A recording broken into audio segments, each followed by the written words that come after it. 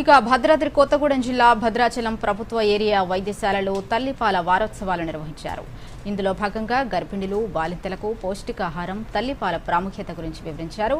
బిడ్డ పుట్టగానే తల్లిపాలు ఇవ్వడం ఎంతో శ్రేయస్కరమని వివరించారు. అదేవిధంగా గర్భిణులు, బాలింతలకు ఉన్న సందేహాలను నివృత్తి చేశారు.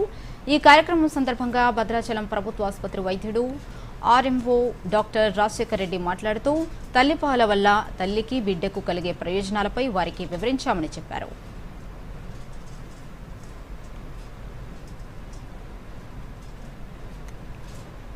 వాళ్ళు మన దగ్గరికి ఏఎన్సీ చెకప్ వచ్చిన దగ్గర నుంచి కూడా వాళ్ళకి డైట్ గురించి ఎక్స్ప్లెయిన్ చేయడము, నార్మల్ డెలివరీ అయితే ఎట్లాంటి ప్రయోజనాలు కలుగుతాయి, ఆపరేషన్ అయితే ఎట్లాంటి ప్రయోజనాలు కలుగుతాయి, దాని తర్వాత డెలివరీ అయ్యాక పాలు వెంటనే పట్టడం వల్ల వాళ్ళకి కలిగే ప్రయోజనాల గురించి మనం ఎవ్రీ టైం ఎక్స్ప్లెయిన్ చేస్తూనే ఉంటాం.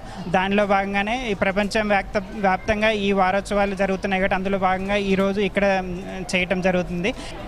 తల్లిపాలు ఫస్ట్ డెలివరీ అవ్వగానే కొంతమంది ఇవ్వరు. అట్లా ఇవ్వకపోవడం వల్ల బాబు రొమ్ము పట్టడం అది చాలా ఇబ్బంది అవుతుంది. కానీ మీరు డెలివరీ సిజేరియన్ అయినా నార్మల్ అయినా కూడా వెంటనే బ్రెస్ట్ ఫీడ్ చేయడం చాలా మంచిది. అదే విషయాన్ని డాక్టర్స్ అందరూ చెప్తున్నారు.